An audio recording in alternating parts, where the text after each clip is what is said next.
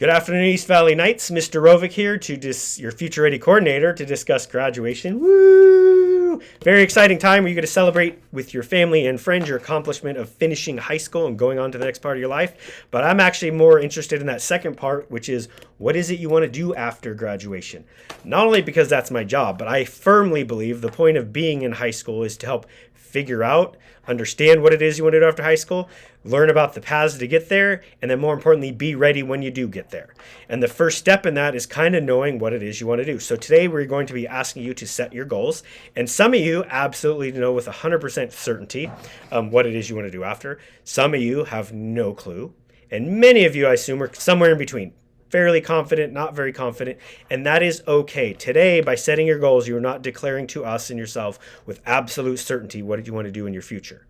It is just taking, in this moment in time, what is it I think I want to do so that we can help you and you can start thinking about how do you get there. So today, you're setting your big goal, your post-secondary goal. Do you want to go to school? What kind of school? Military? What type of military? Do you want to go in the workforce? That kind of stuff. You also be setting your career goal because all of y'all at some point will have jobs and probably have a career. You need to know, we need to know what it is you think you might be wanting to do with that. Because when you have that bigger goal and going forward in the next advisory lessons, we can then start discussing and you can start setting smaller term goals to make sure you get to achieve your bigger goals. There's nothing harder for me than to sit down with seniors who have some big goals and are kind of, well, how we say, off track or not quite there, which is fine. You're still young and get there. But ideally, I know most of you kind of want to get there quickly or not show up for something and say, oh, I'm not on track.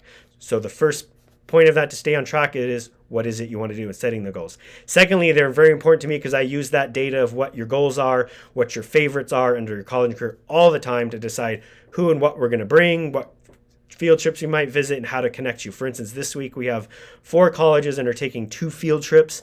Many of that you saw morning announcements and flyers, but most of the time it's through personal invitations in school links of what people have indicated interest in. I usually do not send out all student emails for everything I do. You would get sick of it.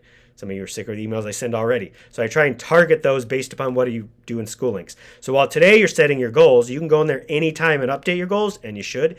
You can also look under your colleges and careers, and you have favorites. You can remove those you're not interested in or add new ones. Again, that gives me more information to connect you with the things we bring and the places we go, to things you want to do in your future. So today, set those 2 goals so we can move forward with making those smaller goals. If at any time you want to discuss your future, I think anyone at this high school is willing to and would love to, but obviously that being my job, feel free to schedule a meeting with me by clicking on the link below my email signature, or you can stop by the library and chat with me or set up a meeting then. Take care.